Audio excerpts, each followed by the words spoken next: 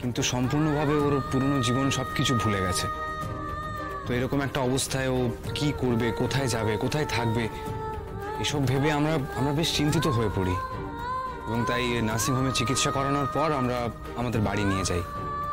হ্যাঁ, আসলে না আমরা চাইনি যে হসপিটাল থেকে বেরিয়ে ও অসহায়ভাবে কোনো হোমে থাকুক। বাড়ির লোকজনদের মধ্যে থাকলে সেই পরিবেশটা ওর স্মৃতি ফেরাতে সাহায্য করতে পারে। সেই জন্যই আমরা ওকে আমাদের বাড়িতে নিয়ে যাই।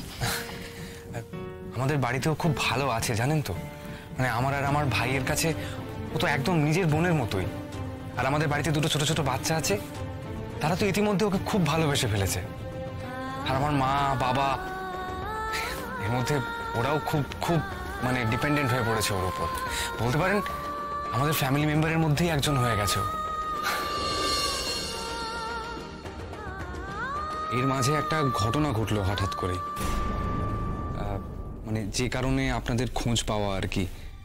আমার এক বন্ধু, মানে অনেক দিনের বন্ধু শুভ, একটা কাজে খড়গপুর যেতে গিয়ে আমাদের বাড়িতে একদিন আসলো। সঙ্গে ওর একজন বন্ধু ছিল, নাম অনির্বাণ সেন।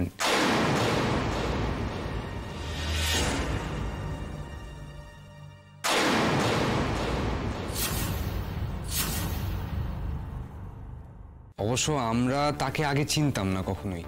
কি বলছেনটা কি? অনির্বাণ আপনাদের বাড়িতে গিয়েছিল? হ্যাঁ, তো ওকে দেখে আর কি অনামিকার, সরি অনামিকা মানে রায়পূর্ণা, আসলে ও আমাদের নাম মনে করে বলতে পারেনি, তো আমার বাবা অনামিকা নাম দিয়েছে আর কি। হ্যাঁ, তো যেটা বলছিলাম যে অনামিকার অনির্বাণকে দেখে একটা প্রতিক্রিয়া হয়। তো সেই প্রতিক্রিয়াটা দেখে আমাদের মধ্যে একটু সন্দেহ জাগে, ও হয়তো চিনতে পেরেছে বা হয়তো কিছু মনে পড়েছে, এরকম কিছু।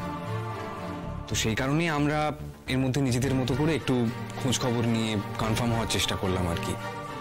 তো সেই কনফার্ম হতে গিয়ে জানতে পারলাম যে অনামিকা ইজ রায়পূর্ণা মুখার্জি আর অনির্বাণ সিনহা ওর হাজব্যান্ড।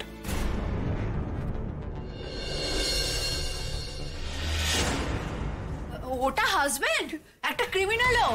ওর জন্য দিদিভাই কি? নীলু চুপ, একদম চুপ। অনেকদিন পরে রায়ের একটা খোঁজ পেয়েছি, প্লিজ ওনাদের কথাটা আমাদেরকে শুনতে দে। যদি তোর কিছু বলার থাকে তাহলে পরে শুনবো তোর কথা। আর ওনাদের সামনে আমার মুখটা খোলাস না, কেমন?